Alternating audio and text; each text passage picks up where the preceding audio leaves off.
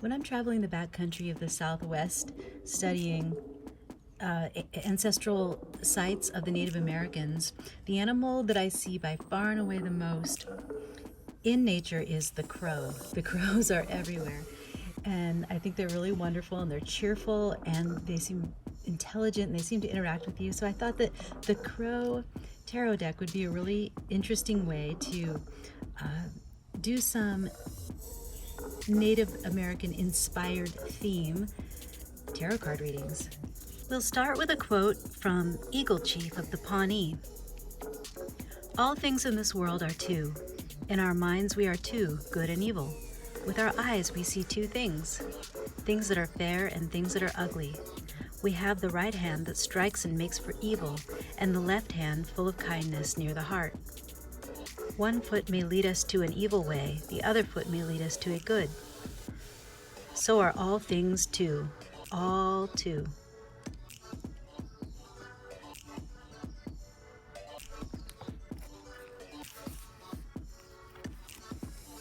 Let's see, we pick 3 cards that explore the duality of something in this day. You may be of two minds about something. The Hanged Man, the 3 of Wands, and the 10 of Cups.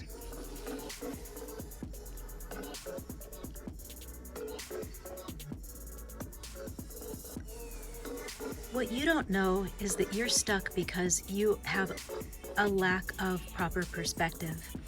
The Hanged Man is hanging because judgment has been passed on him, and he's been strung up to die, and he's hanging there, and the next step before death is an enlightenment. That's the traditional card of the Hanged Man. So he symbolizes a need to become enlightened, because once he can become enlightened, then he can pass through this phase into a next bigger and better phase. He can be reborn into a new beginning. But if he fails to see the enlightenment, if he fails to see proper perspective and learn from situations, then it's a waste of a cycle. It's a waste of an experience. It's a waste of pain even. He hasn't made his pain matter because he didn't learn the lesson that needed to be learned from this cycle. So what you're not seeing is that you need to learn a lesson from some hardship you've been through, something that you've been judged on. If you think you've been judged unfairly about something, you need to open your mind and realize that there are more facets to the situation than you were aware of, and you need to seek out some new knowledge and get some different opinions and try to look at this from different sides, from a whole new angle, because you're not getting the lesson. That's what you don't see. Or you don't see that you have learned the lesson. It can be taken that way as well. So however this applies to you in some challenging situation that you think this if you think this spread pertains to, what you need is to seek a journey to a new goal. This could be a physical journey. It could be a travel. This crow is looking to the horizon, to this hope on the horizon, the star, and he's about to make something happen. He's about to fly away from what's stable and what's known into the unknown for bigger and better things. You, in the situation, what you need is to see that this cycle has ended for you. This cycle is ending for you, and you need to learn the lessons from it so that things can improve, so that you can find new horizons. Or maybe a situation you're in, if it's not going to a brand new situation, love, work, school, travel, something like that, you may not be seeing the situation that you're in from an enlightened perspective. And once you do, it will turn into a new horizon. It may become something that you've always wanted it to be, something that's bigger and better for you. You might be sitting in the middle of something that is your destiny, but you can't see it because you're looking at it from the wrong perspective. The action you should take is to travel toward your 10 of Cups, which is your ultimate emotional fulfillment.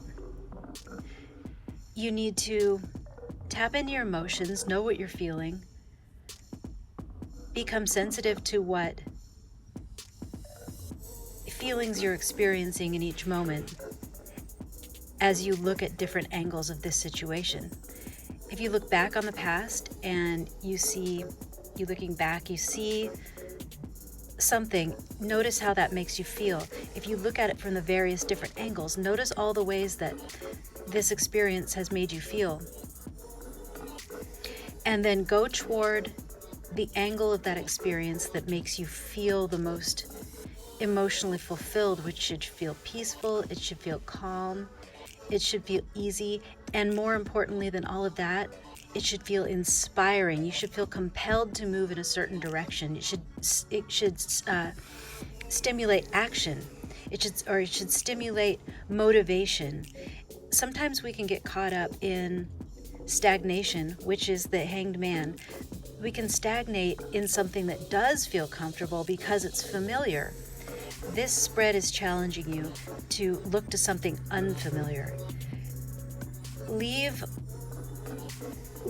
the comfortable behind, because the comfortable will only bring you a certain amount of satisfaction, but ultimately it's going to bring terminal dissatisfaction. You need to look to something new. It may not feel comfortable, but it will, when you think on the outcome of it, when you think upon the outcome of this new perspective, this new horizon that you're being prompted to look for, this new perspective, it's going to feel, when you imagine the total outcome of that, the ending of that, the great reward at the end of it, it should make you feel as if that is the greatest victory. And it won't feel victorious because you've won a competition. It won't feel victorious because it's to spite somebody or in spite of something. It's going to feel victorious because it is the ultimate fulfillment of something peaceful and beautiful within you. It will, and that's what I mean when I say you look for the feeling that is peaceful and beautiful. You'll feel motivated to move toward it because it feels like you're in your own bubble of perfection, of emotional fulfillment. There won't be even a hint of negativity in the imagination of the fulfillment of this new venture that you're heading off to. So sit with yourself and sit in the situation whether it's work, whether it's relationship, the situation you find yourself in today.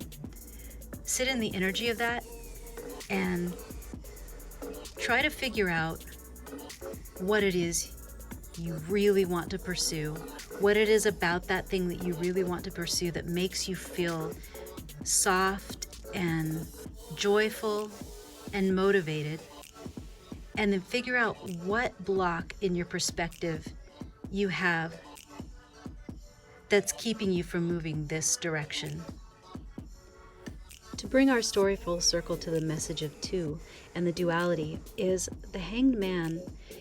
He's stuck between moving on and utter stagnation because he is looking at something from a wrong perspective. And so in this situation that you have in mind that this reading speaks to, realize that it can go, you think it's one thing, but it's only your perspective that's making it that way.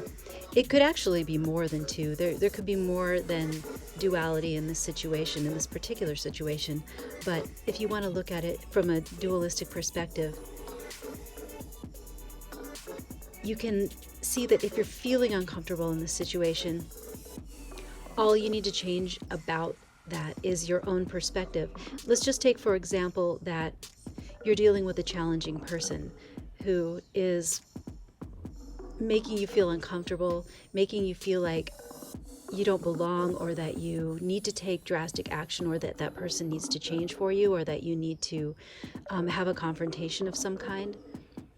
If you can sit with that feeling for a moment and imagine that that person is an immovable force, like a tsunami, for example, or something that you really have no control over, sit on the beach and try to control the waves, for example,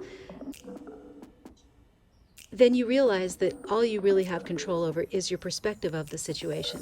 So if you were unable to leave the situation and you were unable to control the thing that's causing the situation, the other person, then all you have is to find the blessing in the situation.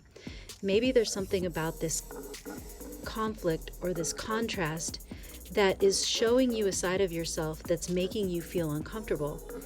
If you dive into that feeling of, or into that speculation about what you are feeling uncomfortable about, what about the other person, or in the situation, what are they doing that's making you feel uncomfortable, and why does that make you feel uncomfortable? Ask the question, why does that make me feel uncomfortable? Let's say, for example, they make you feel less confident. Then you ask yourself, but why do I feel less confident? And then the answer might be something like, because they take a tone of voice with me that makes me feel stupid. But why does their tone of voice make you feel stupid? Maybe the answer is something like, because people of authority spoke that way to me when I was younger, and that made me feel stupid. And then you can ask yourself the question, but why does this person speaking to you this way have anything to do with your actual intelligence? They're merely speaking to you in a tone of voice. It's yourself that's telling you you're stupid. And even if they are telling you you're stupid, that doesn't mean that you are. It's just waves on the beach. It's not an actual reality. It's just waves of information coming at you. Once you can change your perspective on that situation, suddenly it seems different. Suddenly they seem less threatening. Suddenly even you can see the pain in them. You can see what may be some challenges within themselves that are making them behave this way toward you, and you can have compassion and empathy for this person and think that perhaps the reason that they're speaking to you is this way is because they feel stupid. They might actually feel that you're the intelligent one, and they need to speak to you in this way in order to feel more confident within themselves. Once you have a total change of perspective on this situation, the whole situation turns around. It may be that actually you have quite a lot in common with this person, and that they need your softness and compassion in order to relax and be able to speak to you in a way that is more congenial to a productive conversation. That would be the 10 of Cups of this particular situation that I've just described. That would be the ultimate emotional fulfillment. It's a fulfillment of you and of them. If you can figure out a perspective on the situation that actually heals the situation, you've created the 10 of Cups out of death. I hope this gives you a little bit to think about today. I hope that it can help you in your day in some way, and that it brings you joy. Have a joyful day. And now a word from our sponsor. I support this channel with the sale of the beaded art I make in the style of the huichol of Mexico. It's a native style of mandala building that has become more of a commercial art form that makes these whimsical figures. All items here and more are available for sale in my Etsy shop, etsy.com/shop/EyeOfGodArt.